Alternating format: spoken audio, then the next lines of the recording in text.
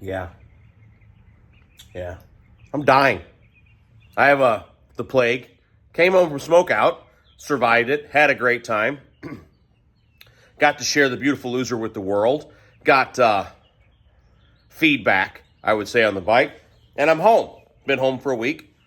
And I don't know if you can tell, I'm living off of cold medicine and Monster because I came home with the Black Death. I'm not sure what the hell it is.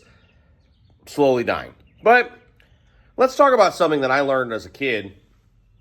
Well, actually was told as a kid and finally learned it.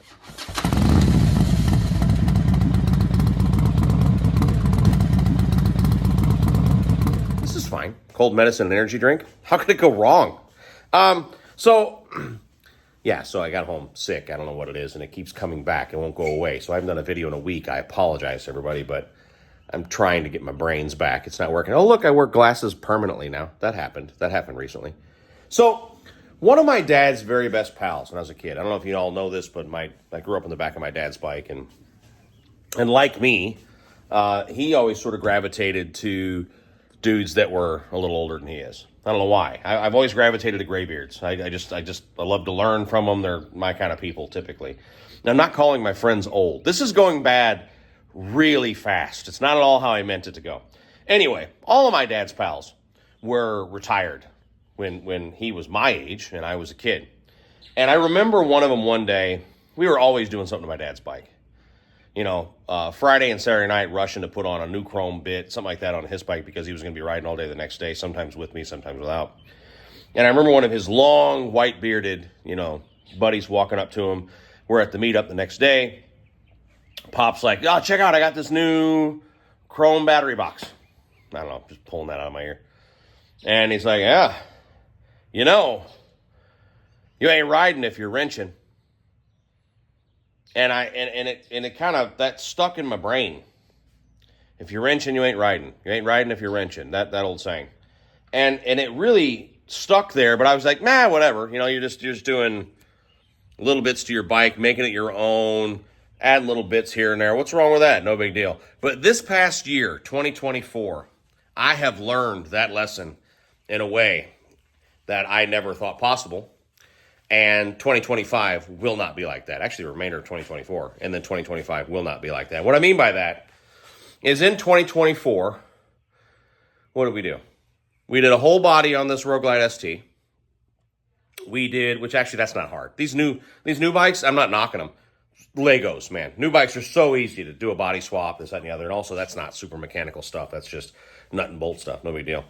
But building that chopper, building the beautiful loser, starting with the purple Nurple, tearing it down, harvesting the motor and transmission, not knowing where any of what the parts were, because there wasn't a stock bike. It was a custom bike that I was tearing apart.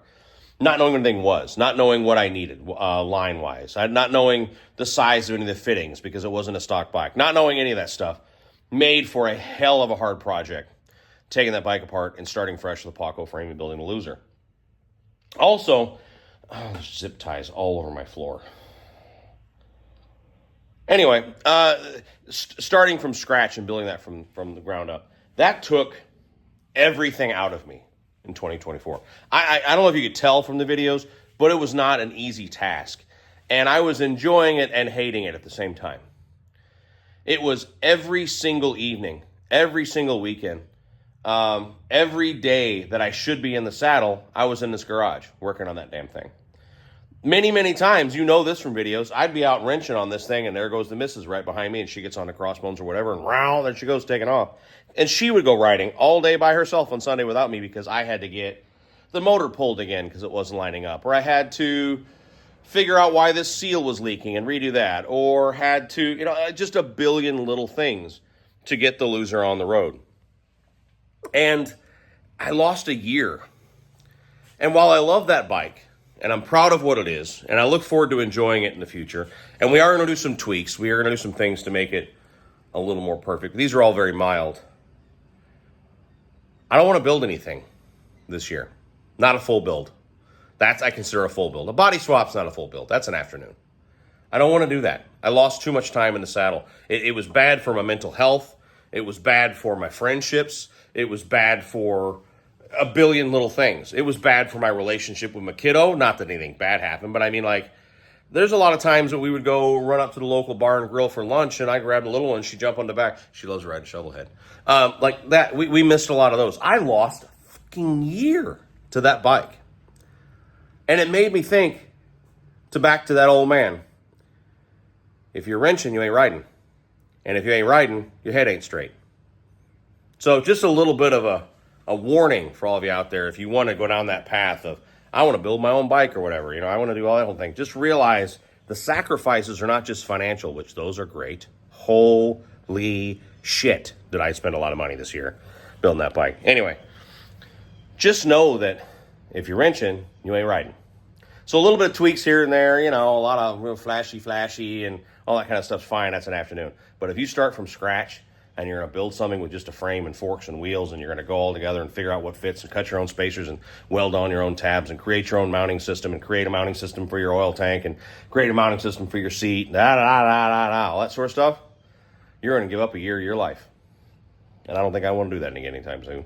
So 2024, 2025. What's coming up? We got Biketoberfest in a couple weeks. I think I'm going to take the shovel to Biketoberfest and maybe not even ring the chop.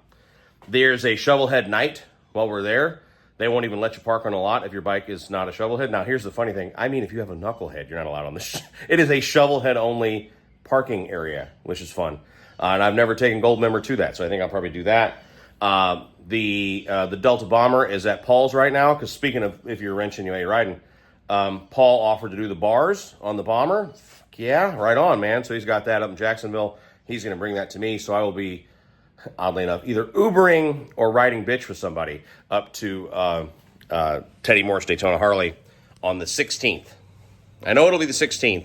I don't know my arrival time yet, but I'll be hanging out with Paul that day, and he will have finished the Bomber, so that'll be a lot of fun. And then I'm just going to ride, man. I'm not going to do the show thing. I'll stop by him and say hi and look at stuff, and then I'm going to roll on down because, like Willie's, I'll go to Willie's, and I'll walk around and say hi to everybody, but nothing on the show. I don't want to do it this year. I lost too much time. I lost too much time on the road. And so that's what 24, 25 will be. We're going to do a body swap still to that white one. That white one's very white. So we're going to do a whole body swap on that. We chose a picture. We chose a color. I don't know if I've said what it is, but I'm not going to because I think I'm not very good at the YouTubes, and I think you're supposed to wait, right, until there's like a box over the box thing. We'll show the color then, but it's pretty cool. Totally different anyway. A color we've never done before. So it'll be a lot of fun. I have to say thank you to somebody real quick. A great story. My pal Beatrice at Tab. Tab Performance is the pipes we run on all of our modern bikes. And this one too, soon too, because it's got that Vance & Hines 2-in-1 stainless that is A, brown, and B, quiet. I don't like that.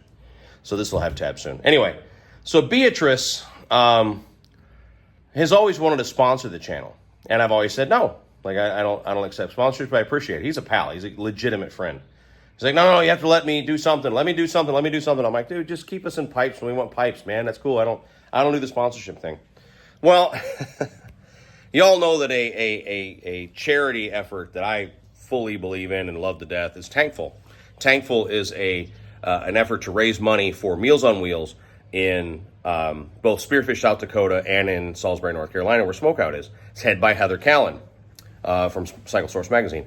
And what she does is she gets tanks donated, and then paint jobs donated by painters, and then they auction them off, and all the money, 100% of the money goes to Meals on Wheels. Half of the cash goes to Spearfish, and half the cash goes to Salisbury. Here's an example. Tankful tank from last year. So I'm a terrible human being, and I cannot remember the painter's name, but as you see, pretty awesome stuff. This is a hollow tank half. It's not a full, it's literally just like the skin of a tank. So anyway, what happened last year is that Beatrice from Tab bid on some tanks, won some tanks, decorated the offices there at Tab with them, and then gave me one to put in my office, or my garage. I thought it was pretty awesome. Well, he did it again this year. Except this year, he went all in, and UPS. So, as I was saying, Beatrice went big this year and actually won at least 3 or 4 sets of Tankful tanks Just went all in because he believes in the cause as well, and went pretty hardcore on it and actually won at least 3 sets of tanks. And this year Tankville was different.